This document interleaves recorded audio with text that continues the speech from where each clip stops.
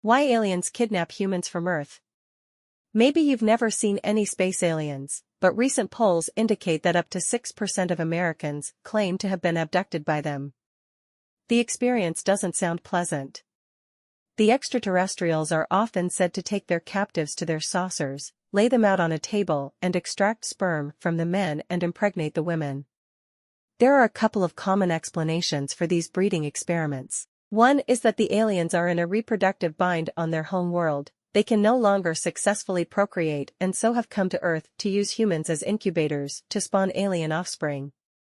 The other is that the aliens are producing hybrid beings that will somehow help them take over our planet. Scientists, of course, are dubious of such claims, but an instructor at the University of Oxford in England believes the abductions are real. Young Hae-chi, who teaches Korean at the university, also claims to know what the aliens have in mind. In lectures given at the university, he says they're creating alien-human hybrids as a hedge against climate change. David Jacobs, a retired Temple University historian who has published several books on ufology and who runs the International Center for Abduction Research. Jacobs has interviewed more than 1,000 people who claim to have been abducted, using hypnotic regression that apparently allows them to recall their unearthly encounters with aliens. The extraterrestrials are producing hybrids that can better withstand the rigors of a toastier planet. By producing a new model of Homo sapiens, this project would eliminate the need for difficult climate accords or elaborate geoengineering projects. It would also help the aliens themselves, who are said to be living among us, by preserving the part of their DNA that's carried by the temperature-tolerant hybrids. Chi says the reason we don't see the aliens is that they are largely unrecognizable. The first-generation hybrids still have physical features distinctive to aliens, he told NBC Newsmock in an email. But from the second generation, they have almost indistinguishable bodily features from those of humans, although they may still carry at least 1/4 of alien genes. The inability to discern anything odd about the appearance of the hybrids is both convenient and unconvincing. They live among us, but we don't notice. Abduction Story 1. Mark H. says he was abducted by aliens. He clearly remembers awakening one night, unable to move anything but his eyes. He saw flashing lights, heard buzzing sounds, experienced feelings of levitation, and felt electric tingling sensations. Most terrifying were the non-human figures he saw by his bed. Mark believes they were aliens. Later, he underwent hypnosis to try to recall exactly what had happened to him. Under hypnosis, Mark remembered being whisked through an open window to a large spaceship. He was very frightened when aliens took him into some kind of medical examining room. There he had sex with one of them. Afterward, the aliens brought him back to Earth and returned him to his bed. Mark describes the experience as terrifying. Abduction Story 2. August 17, 2009, in a small New England town, members of a support group, which boasts a growing membership of 1,500, gather for a secret meeting. The group that's assembled for this meeting is not struggling with alcohol, drugs, sex addiction, or gambling. They're part of Starborn, an alien experience and awareness support group, catering to those who say they've been abducted by aliens. Many people have wondered, are Earthlings living on a speck of dust alone in the infinite universe, or are there other intelligent life forms out there in the cosmos? Nearly half of all Americans and millions more globally believe we're not alone, according to a 2000 ABC poll, while 40 million Americans say they have seen or know someone who has seen an unidentified flying object, or UFO, a growing number believe they've actually met aliens. Audrey and Debbie not only said that aliens exist, but that they've made contact with them. The twins said it started when they were young. I was probably about 5 years old or so, and a bright blue light would come into the room and the door would open, and there would be like a foggy kind of misty blue light, just shining through the whole house, Audrey said. And these two figures would come in. There would be a tall one, they had black capes, but they were bald and had big eyes. Audrey and her sister call their visitors the bald men, but they're better known in UFO circles as the Greys, a race of extraterrestrials, categorized by the grayish color of their skin. The twins' first encounter with aliens, they say, came during childhood and continued into adulthood. They also believe they've been abducted together on the same spaceship only to compare stories afterwards. "We have been together on abductions," Audrey said. "We have been up in crafts and seen our house from above. So we realized they are not from here. They are very good at mind erasing, or whatever you want to call it. They'll leave you with bits and pieces of things you can remember. So we do remember certain things of being there together." Abduction Story 3. Terrell Copeland, a former U.S. Marine, traveled the farthest to attend the secret meeting, driving 600 miles from rural Virginia. Copeland's foray into the paranormal began 2 years ago with a UFO sighting he said was captured on his cell phone from his apartment in downtown Suffolk, Virginia. "It was an orb of light," he said. "Just a big ball of light. It wasn't moving. One was solid white. The other was directly across the street from it, up 300 feet above ground, and was changing colors very rapidly. This is not usual. Something's wrong here. Maybe I am in over my head. I'm not supposed to be looking at this stuff," Copeland, 27, who drives forklifts at a warehouse for a living, recalled thinking. But after the video of what Copeland said he witnessed in the sky was posted on YouTube, he said a strange visitor came to his front door. "I woke up from the nap by the sound of someone trying to enter my apartment," he said. "And I said, 'Who is it?' There was no answer. Still just, you could see the door knob moving and like a scratching at the door. And I keep a firearm. It was on my table. And my thought was to get up and check. I was in complete paralysis. The only things I could move were my eyes, and I heard a voice through the door say, 'You don't need that weapon. We won't harm.'" Soon after, Copeland said he started experiencing what he calls missing time. During a span of 2 nights, Copeland said, he missed 4 hours, not as a result of sleep. "When you see these objects, and then you do the research and you see that there are so many people who have experienced the same thing as you have to say to yourself, maybe there is something to this," he said. With the number of unexplained UFO sightings mounting, Copeland began keeping a log and sketching what he believes he witnessed during the missing time episodes. "I was in a room and I saw a woman who did not have complete human features," he recalled from the night he said he was abducted in 2006. "She had the typical black eyes that you hear about. She had an elongated skull. And that startled me. And the next memory I have is me standing on my balcony waving at this cylinder-shaped ship." Copeland said that his experiences with aliens have spiritually transformed him. "I just want to be a better person because if someone from above took notice of me, then maybe I'm doing something right. And if I'm doing something right, maybe I can do it better," he said. Abduction Story 4. Stace Tussle, a single working mother and cum laude college graduate, has been reluctant to talk about her close encounters with extraterrestrials. "I'm not necessarily fearful," she said.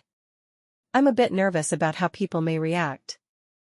I do believe that I have experienced contact with non-human intelligence." Tussle said she has videos and scars to prove it. "I've had multiple witness sightings or experiences, but also marks that would show up on my body, scars like the one on my finger," Tussle said.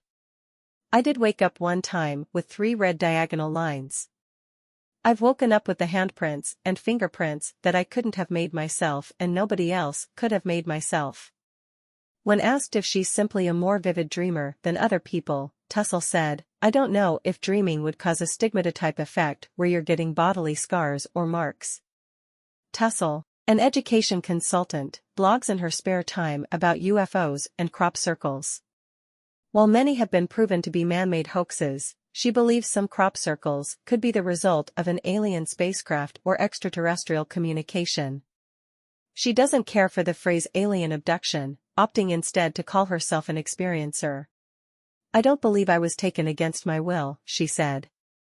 "I believe that all my life I've been prepared to share information, to experience information and contact with non-human intelligence. It was so powerful at the time," she said. "While I'm levitating in the air, that's what it felt like, and spinning like a rotisserie chicken. I had this feeling that something was a presence. And I was thinking, oh, my God, it's real. But then it was over, and then I woke up. What tends to be similar is they come in the night, they take you someplace, you're in a spaceship, Harvard University psychology researcher Susan Clancy said. The aliens tend to look the same, which is that sort of greenish, triangular head, big eyes, and they perform medical or sexual experiments on you. Abduction Story 5. John Velez, an artist who believes he has been abducted by aliens. He said, I've seen 3 different types. The small gray ones. They're about 3 to 3.5 feet tall.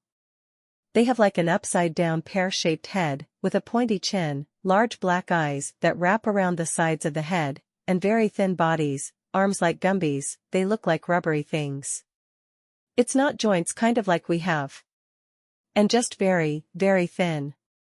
There's another group that are smaller, maybe 2 feet high, that wear these burlappy, very rough fabric robes, and have bluish or purplish skin, very dark skin. Then there's a taller version, of the gray variety that I described, with the big eyes, that are usually the ones that are involved in the medical procedures. Or if there's any communicating that needs to be done, they're usually the ones that do it. They talk with their eyes. It's their eyes, when you look into their eyes, it's like you can get lost in them. They're very deep and they talk. Their eyes talk. They communicate with you through their eyes. They get very close when they talk. They usually get within inches, so that their faces are right here, and the eyes are all you see, and feel the vision. So I would say the eyes are the most striking.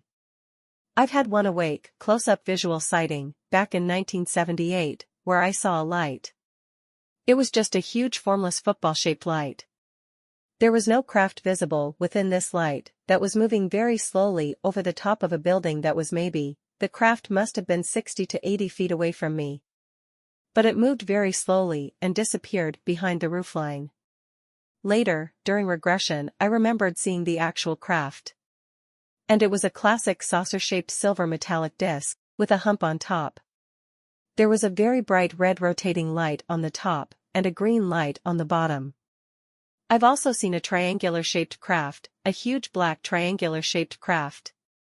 And I've also seen a large round orange ball of light. I don't know what's inside the light. But I've seen a huge orange ball of light. Those are the craft I remember seeing through the regressions. It usually begins with either lights or a humming sound. The room will just be flooded with light. Or there'll be this humming background, humming sound and an almost electrical feeling to the air. And then I'll either begin to feel very, very heavy, as if I weighed 10,000 pounds, or frozen, immobilized. At that point, usually these little beings, the grays I described, they'll enter the room. And they'll take me on board a craft. Not always, but most times there's a physical checkup or a procedure that's performed. They have taken semen samples from me. They have implanted devices of unknown purpose and origin into my brain and into my body. And there's usually some kind of communication is done during the abduction. I've been shown apocalyptic visions of the destruction of the earth, the results of all our pollution and raping of the planet, floods, fires, disasters of every imaginable kind. I think what they've been showing me are the results of our interference with the natural order in the world. And that's pretty much thematic of the abduction experiences. I think the best way to do that would be to relate an actual experience. I was coming home one evening. I saw a strange light over a building. It disappeared behind the roofline. And I remembered, as I walked down the block, being very frightened and paranoid, feeling like something or somebody was going to jump out of the bushes and either mug me or hurt me in some kind of a way. And when I got 10 or 15 feet away from the entrance to my house, the house that I lived in had these low hedges in front. From behind the hedges, 3 or 4 of these little beings just walked out onto the path in front of me, where I could see them. And my first reaction was confusion. I didn't know what I was looking at. I was wondering if they were some kind of animals maybe, or skinned cats or something. I couldn't figure what I was looking at. And when the realization dawned on me that these things were not human beings, panic set in. And it's so intense that it takes your breath away. You can't breathe, you can't move. I don't know if the feeling of being immobilized is some mind control on their part, or if I was just so paralyzed from fear that I couldn't move. But usually the first few moments of these experiences involve initial confusion, then shock, fear, terror. And then this calming comes over you. You just get very calm. And a feeling of recognition. I remember having seen these things before, and all the fear just kind of washes away. I was taken from my bedroom one night. And I was being carried out of the house. And these beings have the ability to literally walk through walls, doors, solid objects. I don't know if it's some kind of a mechanism, or whatever it is. But they have the ability to pass through solid objects. And when we passed through the back wall of my house, I momentarily regained normal waking consciousness, and began to fight them with all the strength I had. And I was in a pure state of pure panic and terror. And I was screaming at them, "This is real. You guys are real. This is really happening." And one of the little guys I described, the ones with the robes, the little blue guys, reached over with what looked like a closed automobile antenna, and touched me on the forehead with it. A blinding light went off. My whole body went limp and I was completely incapacitated. But for those few moments I was lucid and I fought. And they're very, very strong. I did not break away. I didn't manage to hurt them in any way. And then they have this human cattle prod that they use, that's a really effective toy. On several occasions I remember being subjected to a procedure that involves taking semen. Placed on the operating table, immobilized. I was induced to have an erection. Mind you, there are no sexual feelings or any passion connected with this. It's a very cold procedure. I remembered feeling very stiff and sore in the groin region. And they have a cone-shaped device that's attached to a long hose that comes from a wall. They placed that over my genitals. I experience an electrical tingling sensation, and then an orgasm. The semen is collected by this device. The aliens are usually expressed, they're very pleased with the results. They get very excited. After one of the medical procedures, I was led down a series of corridors, to another room.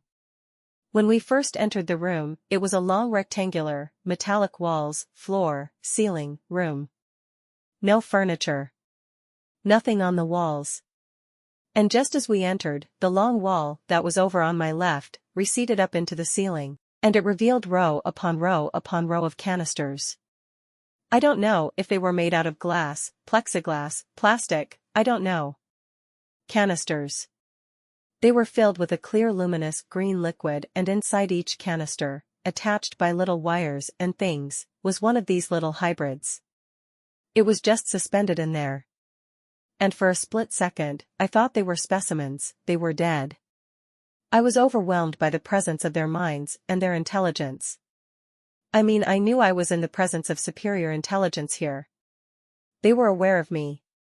They knew I was there, but to look at these things, you'd think they were dead. They looked like little specimens, hanging in jars. There must have been 10 to 15 rows high. And the shelves, the racks were deep. They went deep back into the wall. So there must have been thousands of these things in there. And at that point, from the opposite end of the room, 6 of these alien creatures wheeled in a cart. 3 of them were each holding 2 of these little hybrids. One creature was holding one, and presented it to me. He brought it over to me and asked me if I was willing, if I wanted to hold it, and it was so small, maybe 10 inches long. And very frail looking. I could hold it in my cupped hands. And I was afraid of dropping it actually. And at that point, I was told that these 7, they were 7 sisters, 7 females of the species.